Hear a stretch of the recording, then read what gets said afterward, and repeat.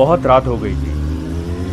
नील bike से अपने घर जाने के लिए निकला। कुछ दिनों पहले ही उसे ये नई नौकरी लगी थी। कभी डे शिफ्ट कभी नाइट शिफ्ट करके वो बहुत थक जाता था। रात के करीब 1 बजे नील ऑफिस से निकला था। नाइट शिफ्ट से निकले बहुत सारे लोग उसे हाईवे की तरफ जाते हुए दिखे। नील भी उनमें शामिल हो गया, लेकिन हाईवे से उनके रास्ते अलग हो गए। सब लोग अपने अपने रास्ते चले गए। वो भी बाइक पर से निकला। कुछ ही देर में नील हाईवे पर आया। रात बहुत हो गई थी, इसलिए ट्रैफिक भी बहुत कम था। उसे अपने स्पीड में बिल्कुल कंट्रोल नहीं था। कभी कभार ही उसे सामने से कोई कार आती दिखती या फिर ओवरटेक करती थी।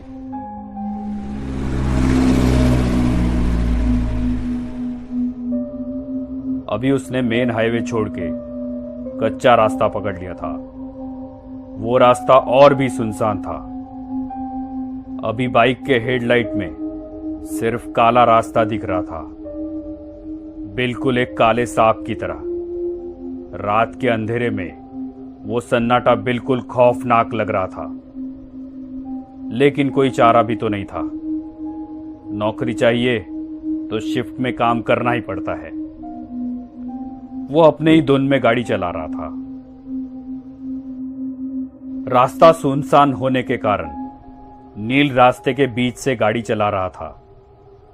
कुछ ही देर में उसका अकेलापन दूर हो गया। उसे पीछे से आती हुई गाड़ी का हॉर्न सुनाई दिया। उसने उस गाड़ी को साइड दी। कुछ ही समय में एक कपल बाइक पर से उसे ओवरटेक करके चला गया। शायद वो पति पत्नी थे। लेकिन एक बात नील के ध्यान में आई कि पीछे बैठी हुई औरत ने साड़ी पहनी थी और उसका पल्लू पीछे वाले पहिए से बिल्कुल नजदीक था। हवा के झोंके से वो कभी भी बाइक के पहिए में अटक सकता था, और अगर वो पल्लू अटक गया तो पता नहीं क्या अनर्थ हो सकता था। नील ने बाइक का स्पीड बढ़ाया और उस बाइक को ओवरटेक करते हुए कहा, बहन जी, आपका पल्लू पहिए में अटक सकता है। ऐसा कह के नील आगे निकल गया। नील के मन को एक राहत मिली कि मैंने किसी की मदद की, क्योंकि आजकल ऐसे वीडियोस कितने सोशल मीडिया पे आते रहते हैं कि एक लड़की बाइक पे बैठी है और उसका पल्लू बाइक के पहिए में अटक गया। दोनों गिर गए और जख्मी हो गए। ये सोच में नील था कि अचानक वही बाइक वाला फिर से निकल के आगे चला गया। लेकिन ये क्या, उसकी बीवी कहां गई? वो वहां नहीं थी। कहां गई होगी? नील ने गाड़ी का स्पीड बढ़ाया और उसे पूछा, भाई साहब,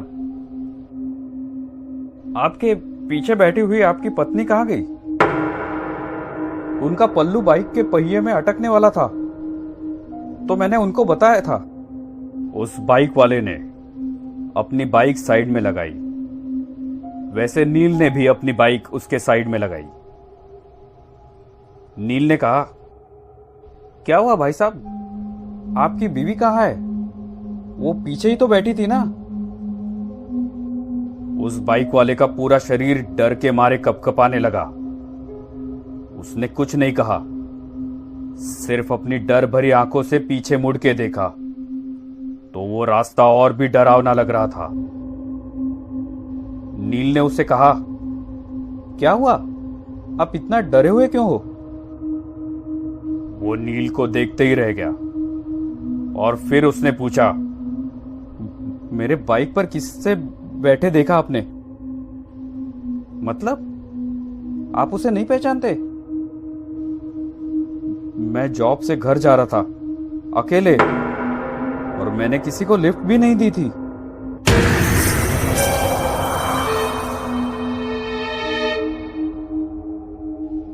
उसकी बातें सुन के नील के रोंगटे खड़े हो गए। दोनों ने एक दूसरे को देखा और एक साथ पीछे देखा तो उन्हें रात की गहराई में एक धुंधली सी परछाई दिखी। वो देखते ही दोनों की आंखें खौफ से फटी की फटी रह गई। उन दोनों का दिल जोर जोर से धड़कने लगा था कि तभी सामने वाली बाइक ने हॉर्न मारा। दोनों की मानो सांस ही रुक गई। दोनों ने फटाफट बाइक स्टार्ट की और तेज रफ्तार से अपने घर की ओर बढ़ने लगे। नील घर पहुंचा तो रात के 2 बजे थे। वो अपने बिस्तर पे लेटा, लेकिन उसे नींद नहीं आ रही थी।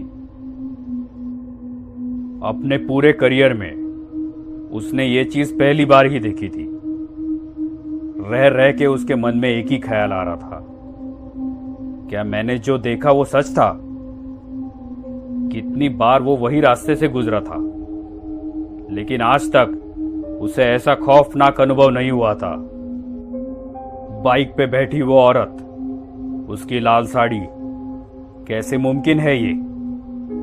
लेकिन ये अनुभव एकदम असली था। उसे तो अब अपने खिड़की के पर्दे भी उस लाल साड़ी वाली औरत के पल्लू जैसे दिख रहे थे। ऐसे लग रहा था कि बार बार कोई उसका नाम पुकार रहा है। उसे तो अब खिड़की की ओर देखने के लिए भी डर लग रहा था। जब भी वो पर्दा हिलता, बस उसे वही सब याद आता। वो उठा और उसने खिड़की बंद कर दी। जैसे ही वो मुड़ा,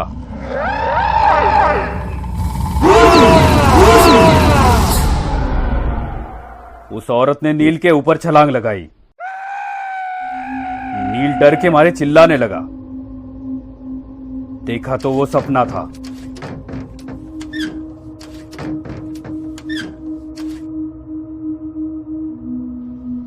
नील ने सोचा, मैं कुछ ज्यादा ही सोच रहा हूं, और सो गया। नील 2 दिन काम पे भी नहीं गया, लेकिन ऐसा वो कितने दिन तक करने वाला था। तीसरे दिन वो काम पे चला गया, लेकिन उसका ध्यान काम में नहीं था। बार बार वो घड़ी देख रहा था। 12:30 बज गए। शिफ्ट खत्म हो गई। वो अपने बाइक पे बैठा, लेकिन उसके पैर कांपने लगे थे। सोच सोच में वो कब हाईवे से निकल के कच्चे रास्ते पे आया, ये उसे पता ही नहीं चला। अब उसे ज्यादा डर लगने लगा था। उसे सब याद आने लगा कि पीछे से एक गाड़ी का हॉर्न सुनाई दिया। नील के रोंगटे खड़े हुए। क्या वो औरत फिर से उस आदमी के पीछे बैठी हुई होगी? क्या वो मुझे फिर से दिखेगी? सिर्फ उसे उसके हार्ट बीट सुनाई दे रहे थे। शरीर पूरा पसीना पसीना हो गया था। दूसरी बाइक आगे जाने की कोशिश करने लगी। नील ने सोचा, मैं उसके पीछे देखूंगा ही नहीं। लेकिन आखिर उसने पीछे देख ही लिया, तो उसके पीछे कोई नहीं था। नील ने एक राहत भरी सांस ली। उसकी जान में जान आ गई। कलेजे का डर अब खत्म हो गया था। नील ने बाइक वाले की ओर देखा और थोड़ा स्माइल किया, तो उस बाइक वाले ने अपने हेलमेट की कांच ऊपर की और बोला, बहन जी से कहिए उनका पल्लू पहिए में अटक सकता है।